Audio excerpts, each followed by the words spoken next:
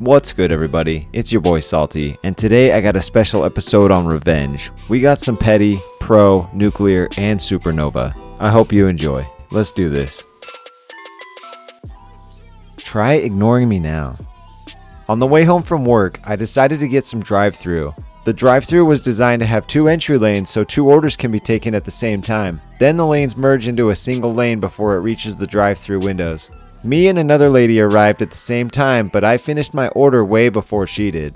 I pull forward to where the 2 lanes are about to merge, and I wait because there's a car in front. A few minutes later, the lady finishes her order and arrives at the merge as well.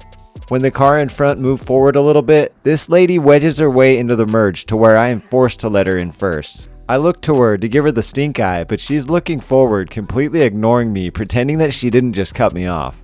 Here's the revenge. The single lane takes a left turn, almost like a U-turn before it reaches the window, so instead of following right behind the lady, I stay put. I wait until her car and my car are perpendicular to each other, and then bam! I turn my brights on. She's stuck. She can't move forward, and she just has to take my lights shining right at her. I declared victory when she put down her sun visor.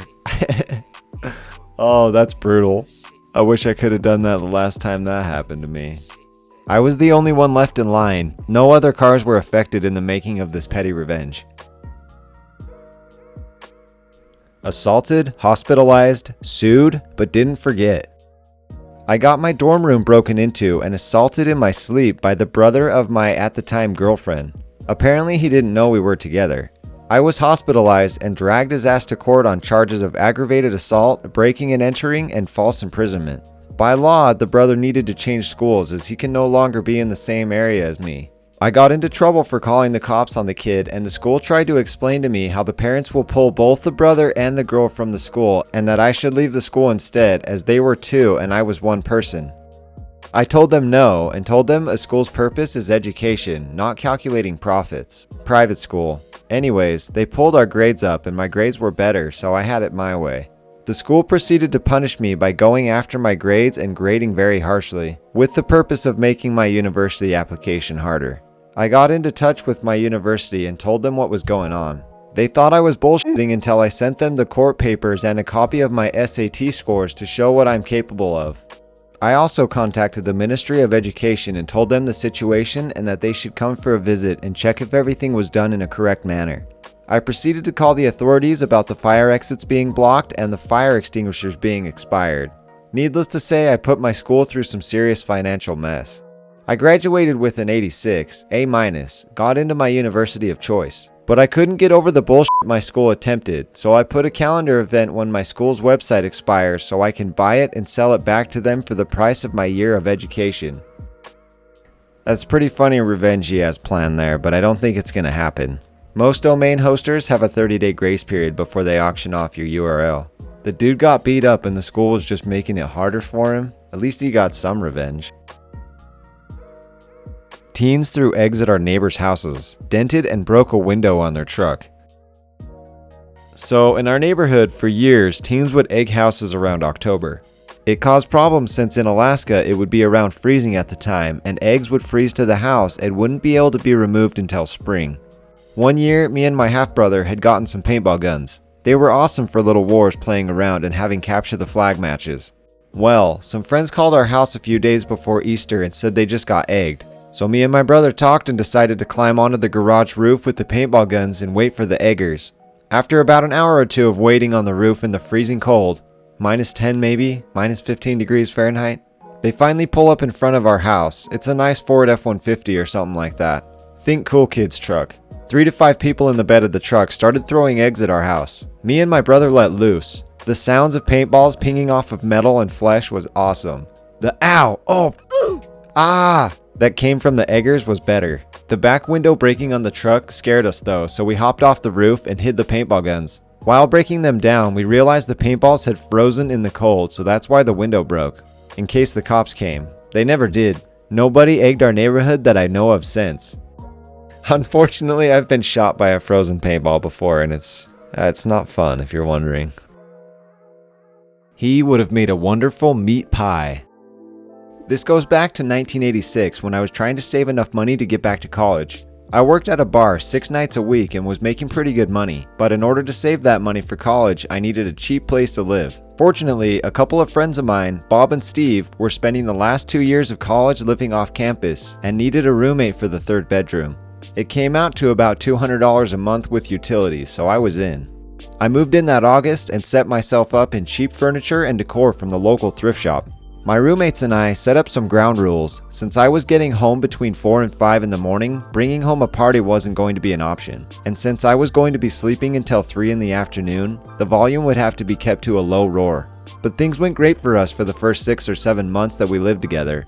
Bob was a diligent student who demanded quiet time for studying, and Steve was on the track team and a sports reporter for the local newspaper and had little time for partying.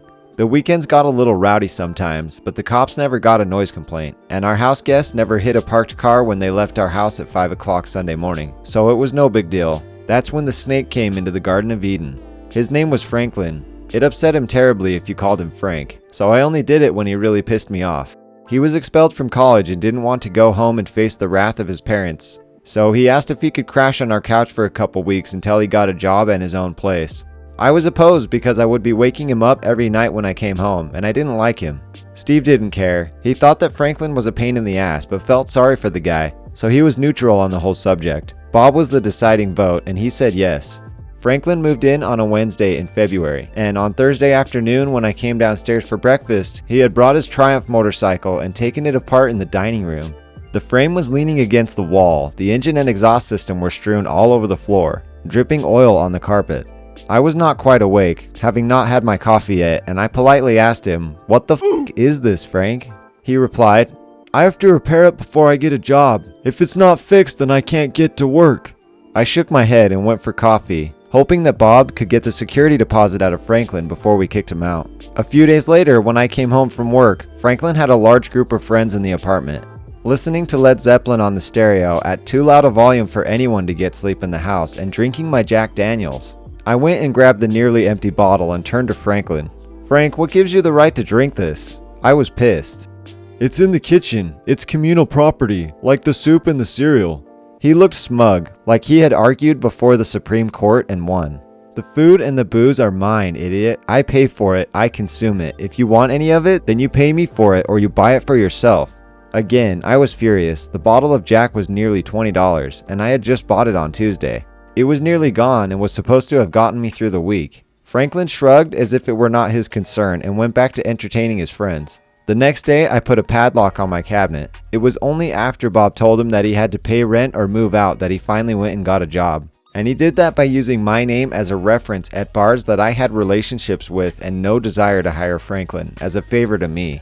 Incidents went on like this for the next few weeks. Some were minor, some were repeats of what he had done before. For example, he invited one of the neighbor's daughters into the apartment for a drink and then proceeded to get her drunk and play strip poker. The girl was only 16 and the father was a member of the National Guard.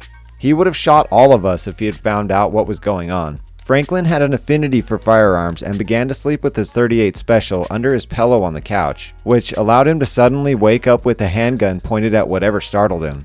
The final straw for me came almost 3 months to the day after he moved in. Bob was slowly noticing that the money that was coming out of the house fund, the money used to pay utilities, the rent, the miscellaneous bills, was coming up short.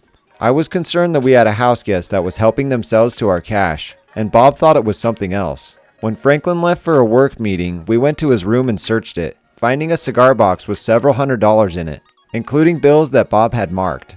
Bob had to go back on campus for an advisor's meeting and told me not to confront Franklin until he got back, then left for his appointment. Franklin arrived home about 15 minutes after Bob left. My plan was to wait for Bob. I just wanted to play it cool and not do anything stupid. Franklin decided to push my buttons, telling me that his employer was going to give him a raise for doing such an outstanding job as a member of the security team. I listened to him brag until I couldn't stand it anymore. I casually asked, "Does this mean you'll repay the money you've been stealing from the house, Frank?" He lost all the color to his face and then rushed me from where I sat on the couch. I worked at a bar as a disc jockey, then backed up security. I knew a few tricks, and I was a big guy with some decent upper body strength. I was on my feet by the time Franklin got to me, and his plan to hit me in the face was spoiled by me getting on my feet. He swung and was immediately off balance, which I took advantage of by hitting him on the side of his neck below the ear and dropping him to the floor. I was angry. No, I was full of rage. My time at the bar had turned me into an alcohol-dependent madman, and I occasionally lost control of my emotions when I dealt with people who offended me. Franklin had offended me, and I was going to put an end to it. I kicked him a couple of times in the ribs, then grabbed him by the hair and broke his nose. I grabbed him by the ankles and dragged him to the kitchen in front of the stove. I opened the door to the oven, turned the oven onto its highest setting, and then shoved Franklin headfirst into the oven with the intention of gassing him to death. There was only one problem. It was an electric stove. It was the realization that the stove was electric that broke the spell. I hit him a couple of times in the face, realized my heart wasn't in it anymore, and let him go. He went down to his room. I went to my cabinet, got out my jack, and had a drink or two. Bob never questioned me about my assault on Franklin, and Franklin never mentioned it either. The house money was paid back, and the bills were caught up, and all was well again. Franklin moved into a house with a couple of friends about a month after I tried to gas him. I never saw him again except in passing. 30 years later, he friended me on Facebook, and the first thing he mentioned was how funny it seems now that I tried to kill him. He changed a lot, and so have I, and we chat. So I guess that what they say is true. Tragedy plus time equals comedy. Man, I did not expect that ending to that story. We all go a little crazy sometimes. This guy tried to kill his roommate in an oven by gassing him. That's pretty far out. It would take most people all of 1 second to realize that that's probably not a good idea.